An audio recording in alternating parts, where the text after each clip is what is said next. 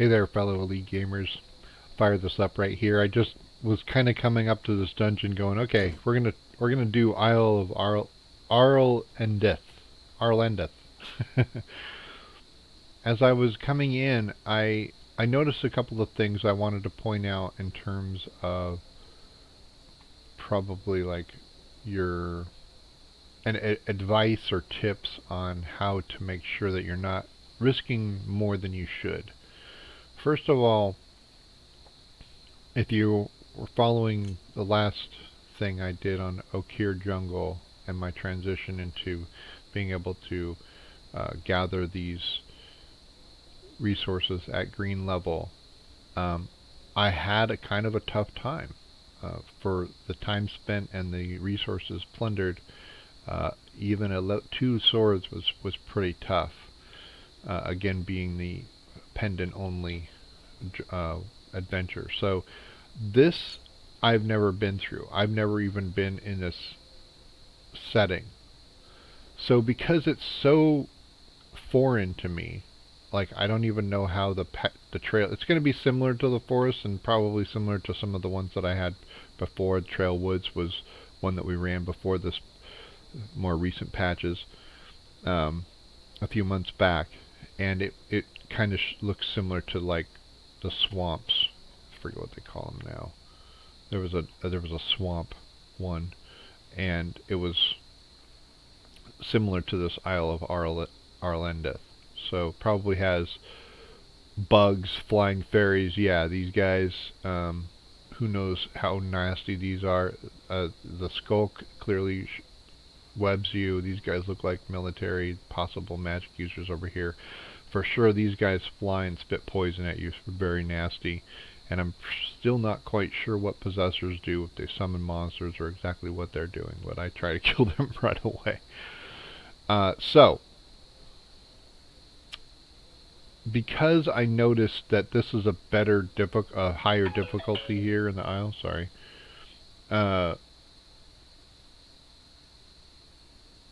I said, wait a second, hold on, am I outfitted correctly? And remember, I ended up, on the last adventure, I ended up eating one of these health potions and had only 2 food left. These are for situations so that I can get to treasure. So they more or less only account for certain adventures.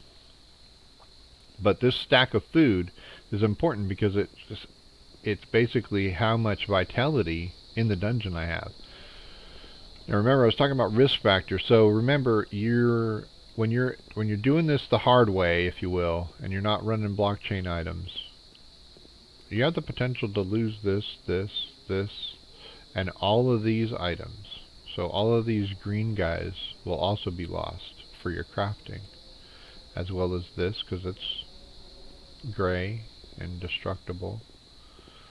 So just understand, if you die in an adventure where, like, I've never been in this map, I don't know what the monsters do, I don't know what kind of groupings they run in, I don't know what the patterns are, so I'm totally at the mercy of the dungeon. I might want to do a couple things to conserve my losses. So I know that that dungeon is going to be just mining and fishing. So I'm going to drop my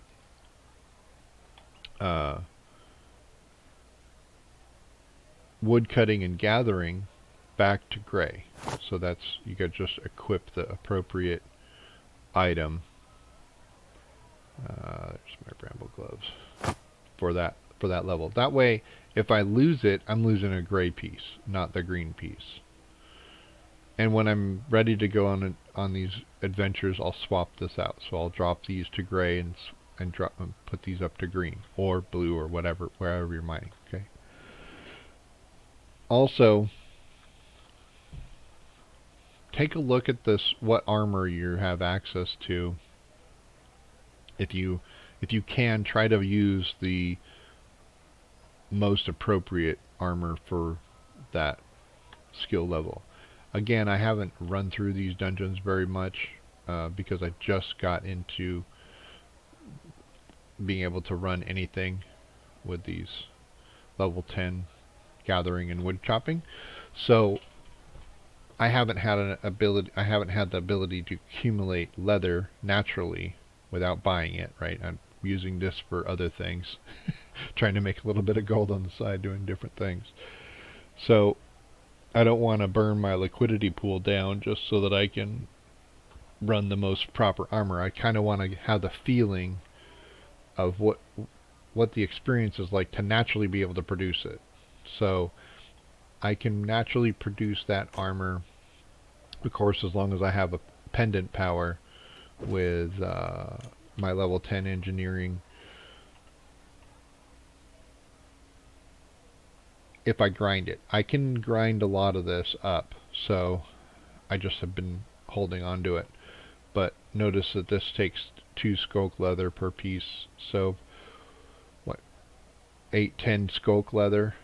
I just haven't been harvesting this. I have a couple of pieces, but I haven't been harvesting and converting it, so and I don't quite have the ability to make it, but eventually I will, and we'll go through that when I do. But I'm just trying to give you a perspective, like early on you may not be able to jump into this armor unless you buy it, right? So if I go in, and it does show me how much that value is. So if I went onto the market, I could buy each one of these pieces, what, 3,000, 4,000, 5,000 gold, right, for a full set, and then put them together. You don't have to have any skill to put them together. You put them together over here on this armor assembly stand here in your stash area. I always carry the appropriate weapon into the dungeon that I'm farming. So you want both like I'm not going to carry a gray axe or sword into a higher level dungeon because I want that power. As you've seen in some of the previous videos, the power output onto monsters is very important in terms of survivability, especially when they explode and have 3 other monsters or 5 other monsters come out of that one monster you just killed. And then all of a sudden you realize, oh, I have no more power left. And they're surrounding you, and the best thing to do is to break out a melee weapon rather than try and kite them, because it's just the way it rolls. You got to be able to, the point is you have to be able to adapt, adjust to different conditions. And when I realized, hey, I'm kind of putting myself at risk here, I'm going up a difficulty level, and I am, I'm overexposed here where I don't need to be, so let's put some stuff back just in case we fail. Another safety I could have done was also fill another slot with a town portal scroll, but I feel fairly confident that I'll be able to make this adventure with just a little bit more food. So I put 3 more food in my belt, and let's go for it.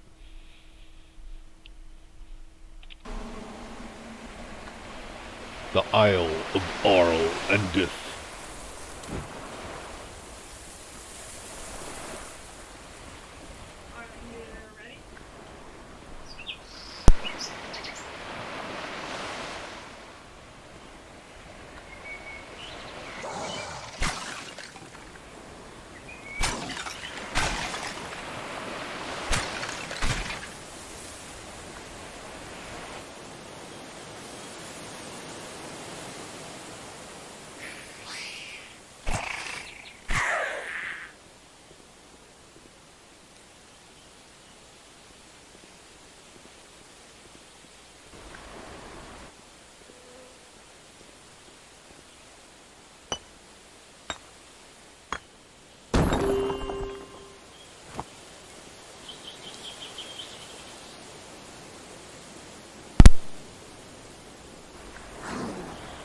These guys are pretty mean. 1, 2, 3 power shots. Those take 1 arrow, it looks like.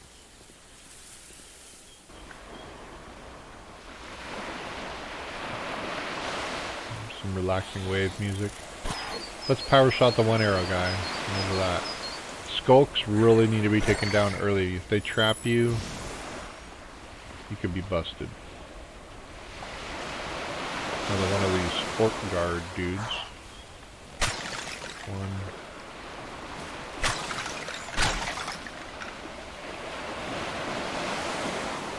Shoot once, kite, then you're good to go.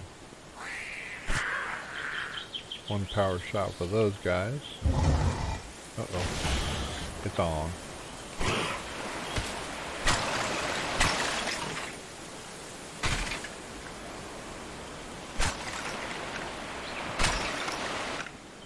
Two power shots for the wizard. And power shot and an arrow for the lizards. Oh, it's on Monday. One power shot for the skulks.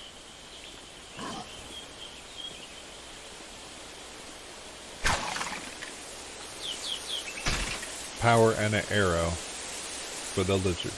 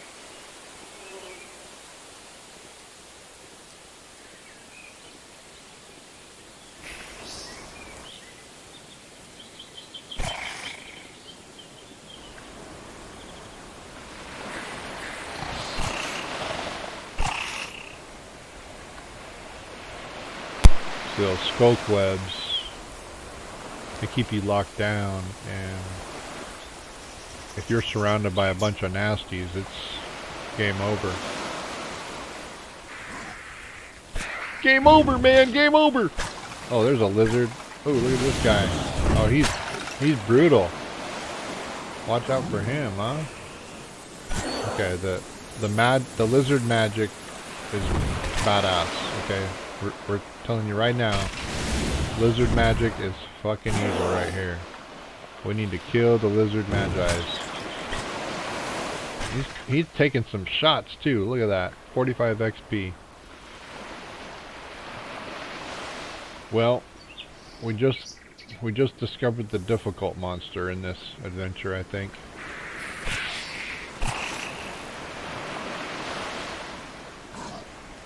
These guys are pretty beasts. I mean, I don't want to be surrounded by 3 orc guards while I'm trying to fight a lizard magus, right? That could be pretty awesome. I don't like the ambient ocean. There's like a proximity issue with it, and it's also causing a slight delay. Barely noticeable. I can notice it because of the feeling of my control, my hand-eye control, what the game's doing, and what my fingers are doing. But it's quarter-second delay, if anything. So seems to be related to. Oh, hi.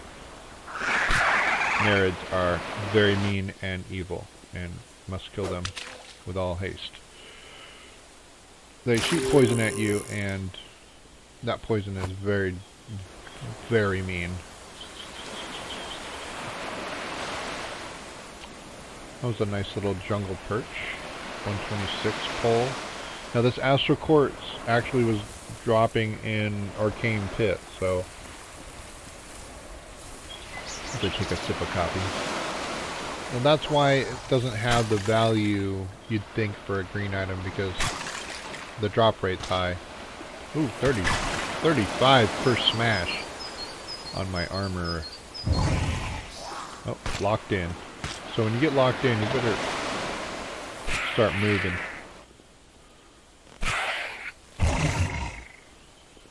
make decisions hastily. Put damage output. Whoa! There she is. Hit me with her poison blossom. Oh, she's not doing so much damage now. Before, man, if she hit you with that poison blossom, you're up a creek. Really, it ticked on you. Some damage over time. Output was really rough. 27 from those grunts, huh?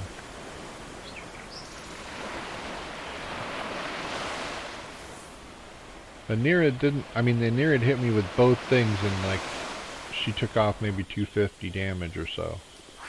It wasn't too bad. You gotta get that. Oh, 95. Wow. Yeah, that was evil. And that's the green blast you gotta stay away from. You don't want to get hit by that 95 very often.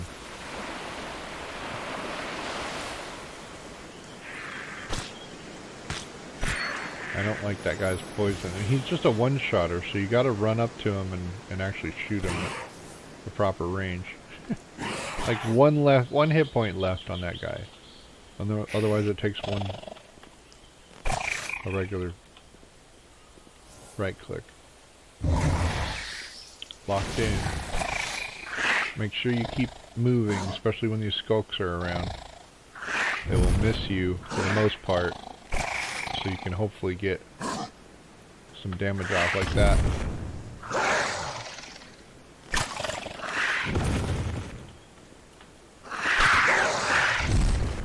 Trying to get that skulk. Okay, he's dead. Just keep moving. Okay, I baited her there. Oh, I missed. Okay, great. That was almost perfect. So what I did to hit her was I basically baited her, ran right up close so she sprays her AoE, and that gives me enough time to reposition and get into firing mode safely, right? So try and replicate that again for you guys, or you can just rewind and watch what I did a couple times. We get the hang of it.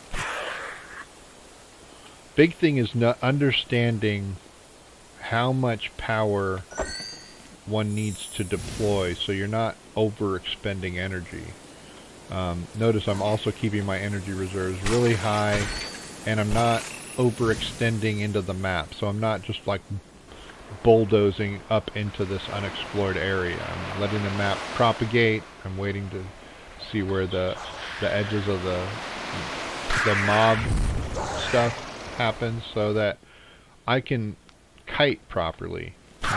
If I'm using the kite technique, you gotta kite properly. And this is probably a longer way of doing it, but it uses, like, it takes more time to run the dungeon like this, but I use less overall resources, so I'm not spending extra gold on food that doesn't really need to be spent, because I'm not just like I said, bulldozing into monsters and hitting them point blank. I'm kiting them. I'm taking some time to make sure that I'm at range, running away constantly. So that takes extra time than just, you know, running up to a monster and with your sword hanging out.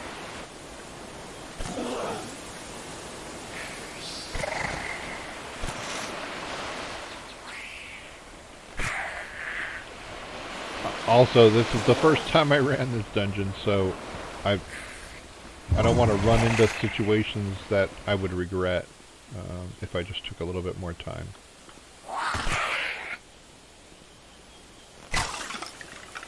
Although the girlfriend wants to go, so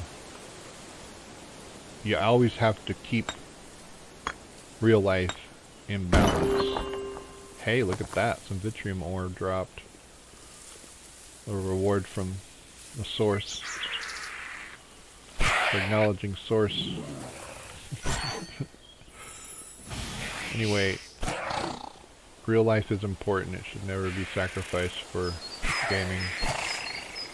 That's why you want to make sure that even though you're sitting in one posture for 30 minutes, you posture check yourself once in a while. Lift those shoulders up and back and keep that chin tucked in, you know. Change that Mountain Dew to water. Whatever it takes. Stop eating that extra candy you got on trick-or-treat day. Transform your donut into a gluten-free brownie.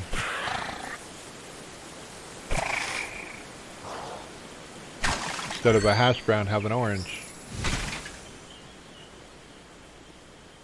Whatever it takes.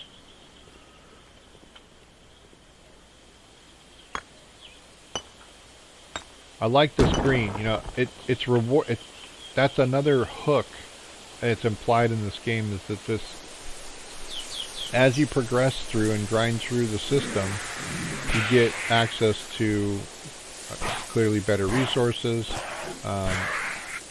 more dynamic monsters, and the resources are worth more, generally speaking. So I'm getting more XP for fails, I'm getting more XP for successes, I'm getting better loot.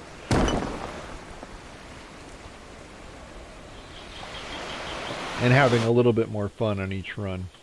See, I don't like the way that that ambience clips out like that. Oh, I gotta watch that. So she faked me out. I fake her out, and she fakes me out.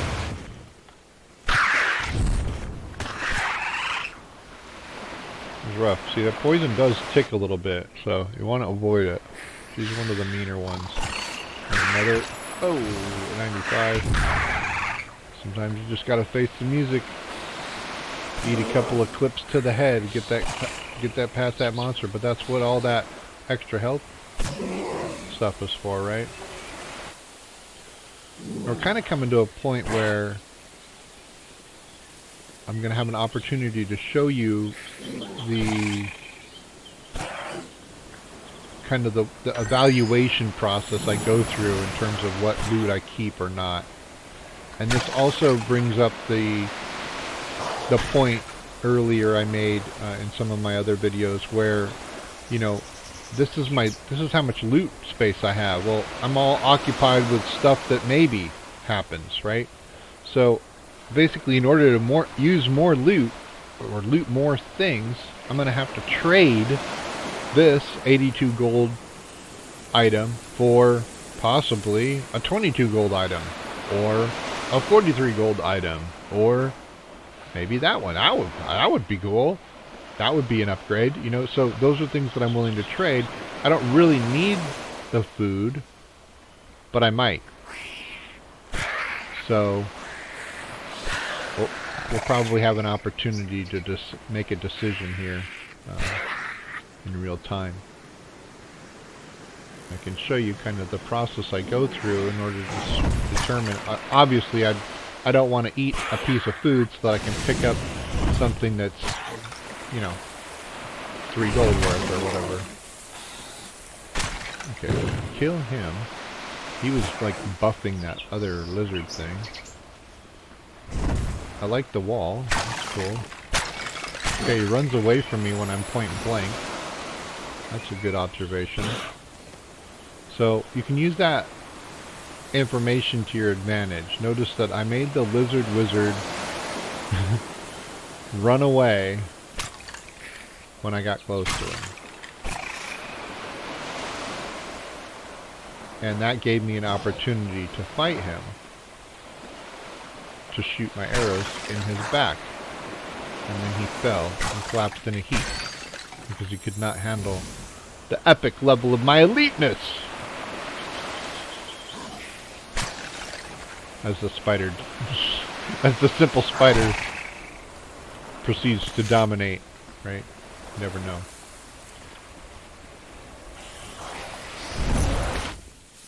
So, one thing I want to point out is, yeah, I was pretty conservative. I don't know. But once he's cornered, he's cornered. He's going to be there. He's going to fight for his life.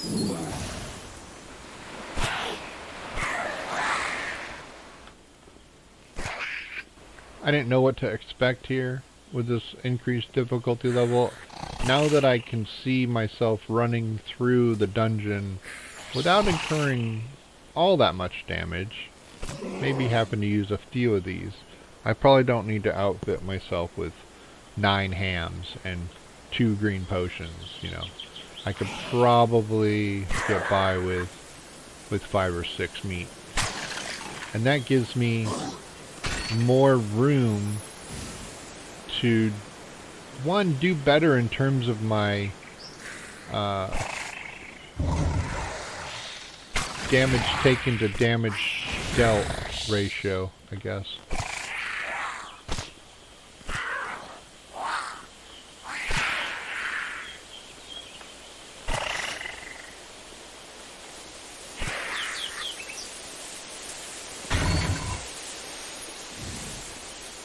Because, I mean, right there, that was a pretty good fight. I didn't take any damage, because I'm kiting. I took maybe a little bit of damage. But I'm kiting, and those, I could identify, because I went through it a little bit, I could identify those mobs weren't really high-risk mobs. There weren't poison spitters, and AoE dealers, and webbers that keep you rooted, and... Or if they were, I eliminated the high-risk ones right away. Got them out of the play right away. Right?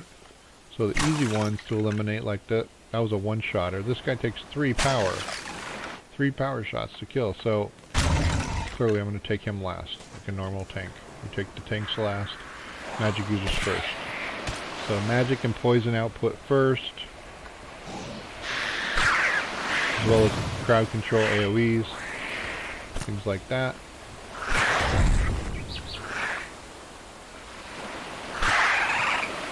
A good hit. Again, avoiding the slow-moving tanks, high DPS tanks. Well, usually medium DPS tanks. These guys are high DPS. Oh, I got 2 shots off on her because I got the jump on her before it came into focus. Now those spiders, if they can hold you down and get on top of you, they are pretty mean. Usually can't avoid that poison spitter though. I've been trying to like move it away or whatever, like I do with the snakes. But I don't know, the AI tracking on that poison spitter is pretty spot on. There's only certain occasions where I notice I can avoid that spit from the guys that are like using their, I guess it's a bullet, blowgun, right? No, that was an error. So again, you take damage because you're not paying attention or you didn't do something right or what have you, so. Or because you get swarmed. And I guess that's one thing you could do. See, right here, here's the decision point. Ouster Quartz. I already own 27 of them. There were 22 gold coins, or I could spend an 82 gold coin ham. Do I want it? Not really that bad. Do I need the health? I don't know. I'm kind of probably midway through the adventure. Not sure that I'll need the extra health. I might. So I'm going to use the ham anyway, right? I'll probably eat that ham anyway. So I might as well pick it up instead of wandering back for it. Optionally, if I see something that's a better value, like a fish drops or a better vine or whatever, a green vine or a green fruit or something that I harvest, then I have the option of just dropping that quartz anyway, right? I could just drop this quartz, get it out of my hand. I'm not going to use it, right? No low value. Doesn't really craft up to anything significant right now. So I could just drop one of these if I find something cool instead of a ham. But that kind of brings up another thought. Right now this game is, I think, 1 year out from release. It's about a year old from proper release. It's a little bit older than that, but from when it really started popping off, it's about a year old in terms of adoption. And oh, hey, look at that skullkite. Remember, I was saying maybe drop one that we don't need for something else that we do. Well, we remember that skullkite's pretty valuable. Look at that, 560 coins for that stuff. Well, that's a heck of a lot better value of a green than that. But I'm not gonna eat ham unless I really need to.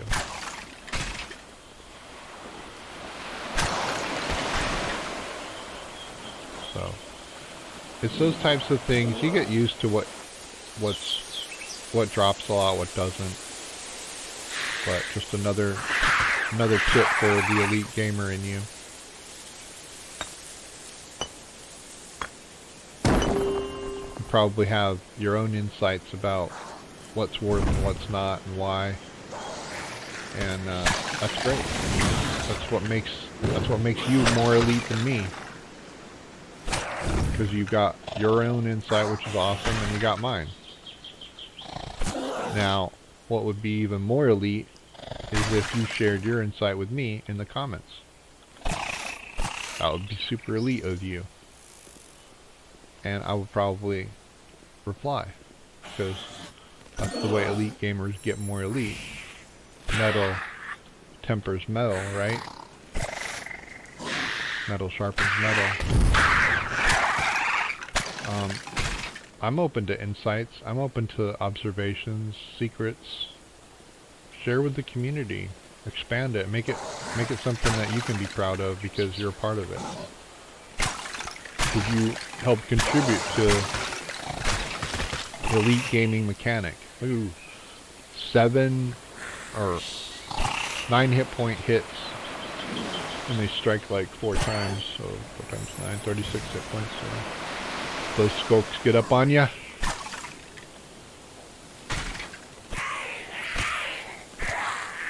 He only smashes for 20. That ain't nothing.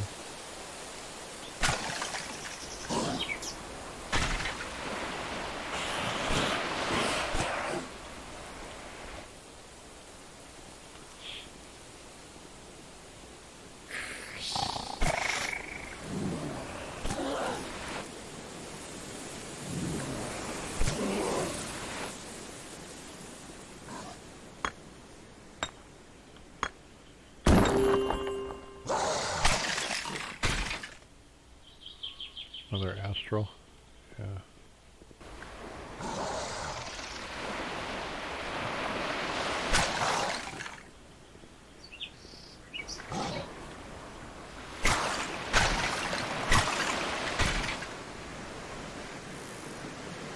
So we've pretty much left 3 astrals on the ground, but we haven't really needed to use this food. So that's what I'm saying, like, if I only bring 3 food in, then those 3 astrals will be taking up those spots. So I'm basically able to accumulate more treasure than having to sit there and go, well, that treasure isn't as worth as that treasure. Well, guess what?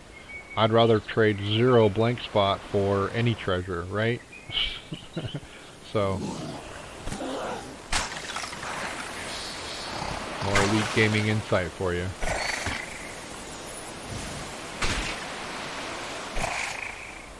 Well, that was kind of cool. I hit each one of those lizards once with a power, brought them together kind of like this. Like I'm kind of getting them guys to line up and be together so that I can do 1 power shot and kill them both. Again, it takes time, right, to set that up, to wander around, to whatever, kite them, versus just put your nose in their nose and go head to head on it. I'm kind of power shotting them because I'm noticing that my 1 arrow doesn't quite do enough. And that's because I'm not in the right armor. If I was in the right armor, then 1 arrow would do the appropriate amount of damage to these guys. So that I don't have to hit them extra. Another a gray item versus a blue item. Yeah, I'm not going to drop any of this stuff just to pick that gray item up just because it's an item drop. But if I had space, because I didn't carry as much crap in with the dungeon with me, then problem solved. I got plenty of space to loot what the dungeon is offering. Okay, I gotta hit those guys twice. I don't really like doing that. So I end up power shotting them most of the time. This guy I need to run after. That was kind of dangerous.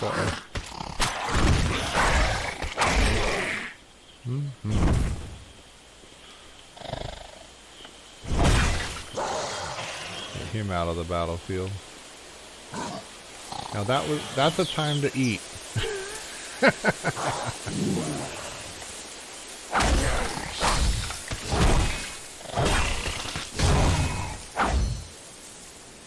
Woo! That was fun. I'm pretty low, so I gotta either take it real easy or eat some more. Because I like playing it safe, I'll probably eat some more. And I don't know exactly when this level is going to end, but it's going to be soon.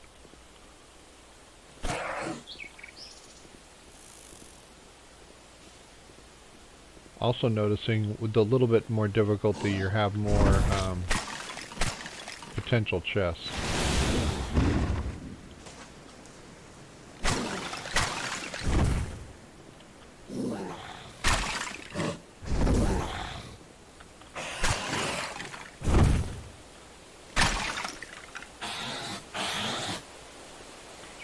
So instead of, for instance, in the Grey Dungeons you might get 2 chests or 1 chest per level, in here we're usually getting 3.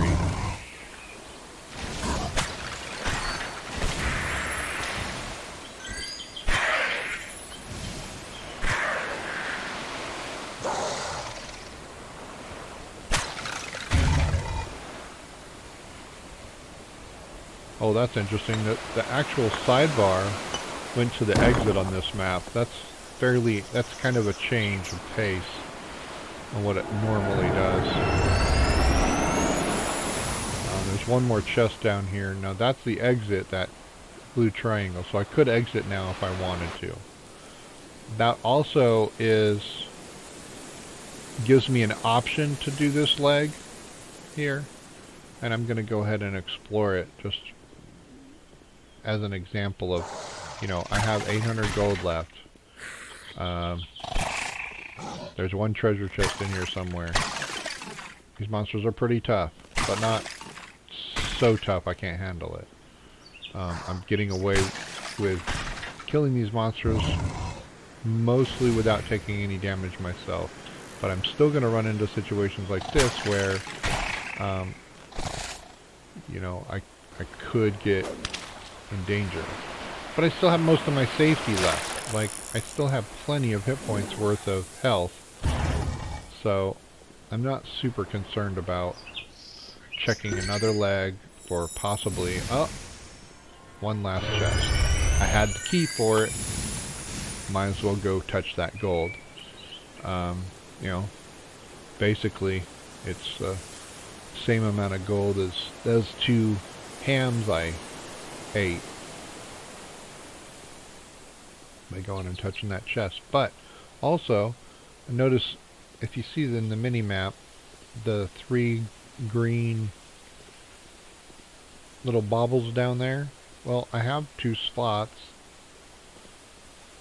Might as well go pick up some astral quartz, right? Is it worth it to go pick up the astral quartz? 22. I could just grab this gizzard and go. My lady's waiting for me. You gotta make these decisions as an elite gamer and say, what's the best route? The best route for me right now is to get out of this dungeon and call it good.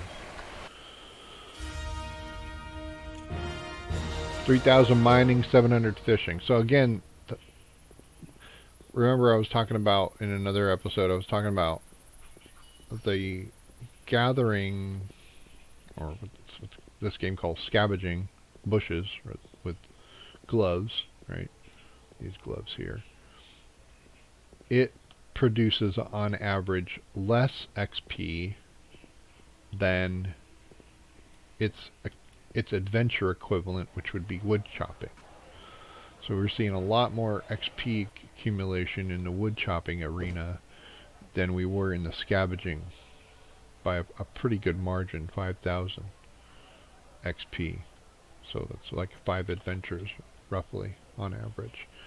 And we saw that in this last run that we only went up by about 3,000 XP, so that's 8 or 9 runs through a level 3 dungeon in order to get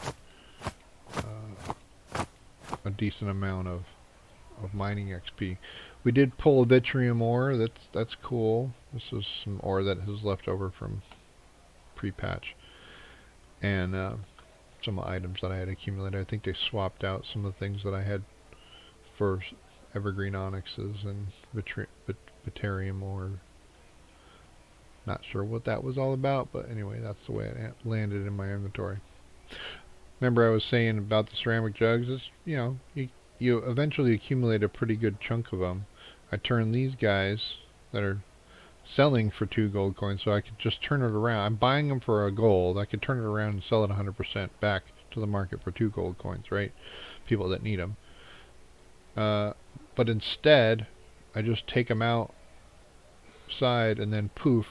So, oh, now they're selling at 5 gold coins. I'm making 4 gold coins per jug.